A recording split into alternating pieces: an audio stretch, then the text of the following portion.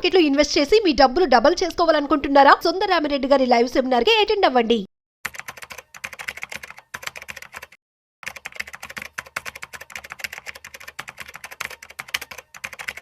Mutual ఫండ్స్లో ఎంత డబ్బులు ఉన్నాయి? సో ఇప్పటి వరకు ఎంతమంది ఇన్వెస్ట్మెంట్ చేశారు? అసలు మీరు కనుక ఇన్వెస్ట్మెంట్ చేస్తే ఎంత ప్రాఫిట్స్ వస్తాయి? అసలు ఏంటి ఇన్వెస్ట్మెంట్ చేస్తే సెక్యూరిటీ ఉంటుందా లేదా?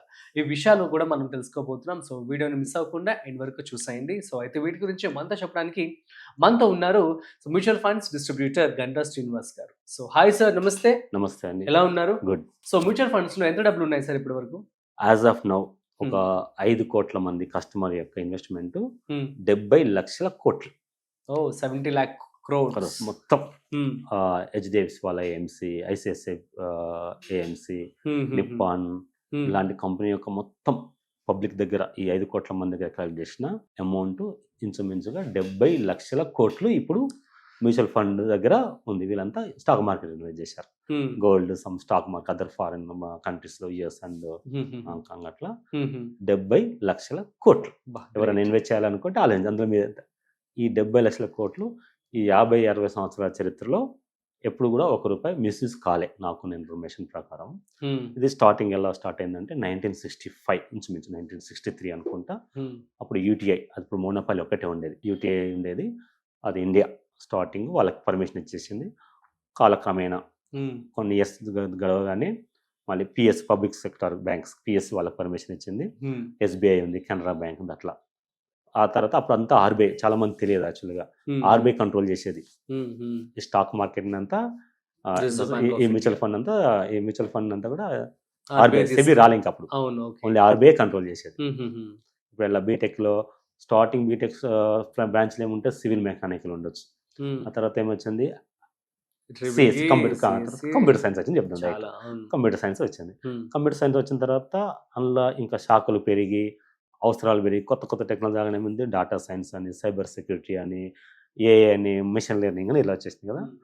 సో ఆ కస్టమర్ యొక్క అవసరాలు పెరగగానే, ఇన్వెస్ట్మెంట్ ఎక్కువ రాగానే దాన్ని ఎక్స్పాన్షన్ చేస్తూ ప్రైవేట్ బ్యాంకులకి, ICICI, HDFC, AMC, AMC means asset mutual fund company, ఈ మ్యూచువల్ ఫండ్ ట్రస్ట్ అన్నట్టు. ఓకే, వీళ్ళకు పర్మిషన్ ఇచ్చేసింది.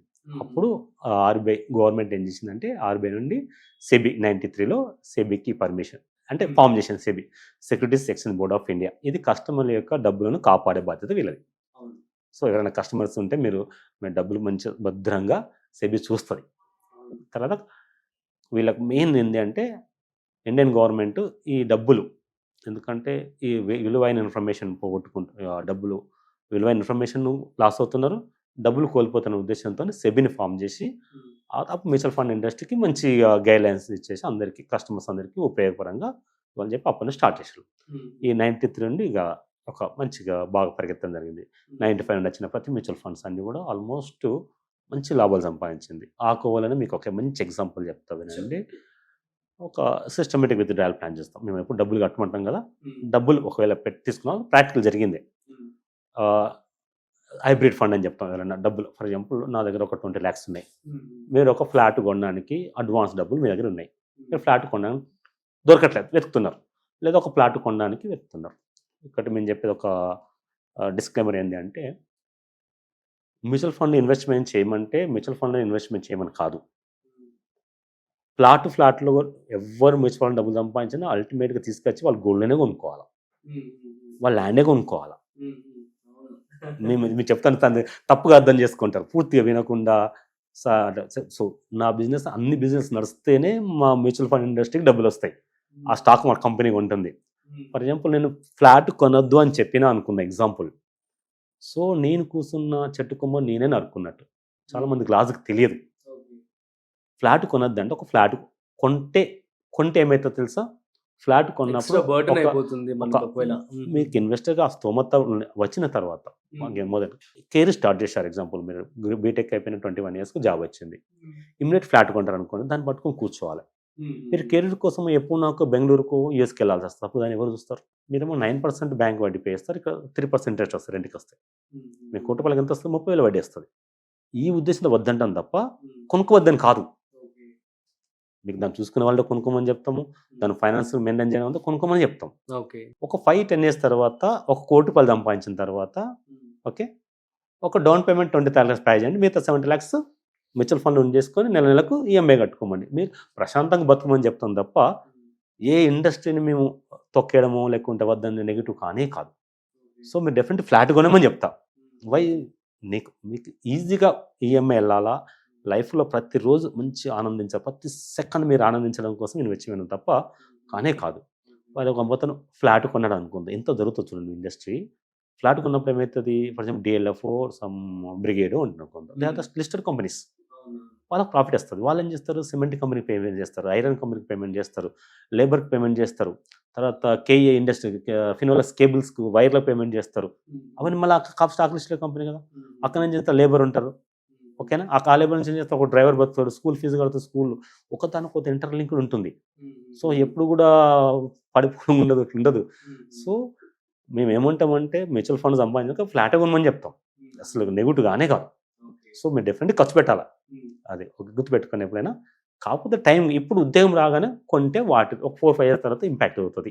ఇప్పుడు మీరు H1 మీద వెళ్ళారు ఎగ్జాంపుల్, రిటర్న్ పంపిస్తే ఏమైంది, ఎంత మానసిక మీరు డబ్బులు సార్ ఎంత మానసికంగా అనుభవిస్తారు. నేను అది మీరు చెప్పేది అంతే. ఐ విల్ టెల్ యూ కంప్లీట్గా, మన్మోహన్ సింగ్ గారే అంత పెద్ద ఆర్థికవేత్తనే మీకు స్టాక్ మార్కెట్ ఇన్వెస్ట్ చేయలే, because of the emotion control చేసుకోవాలి, కష్టమవుతుంది. సో ఎమోషన్స్ ఎవరైతే కంట్రోల్ చేసుకోలేరో వాళ్ళకి వద్దు అంటారా?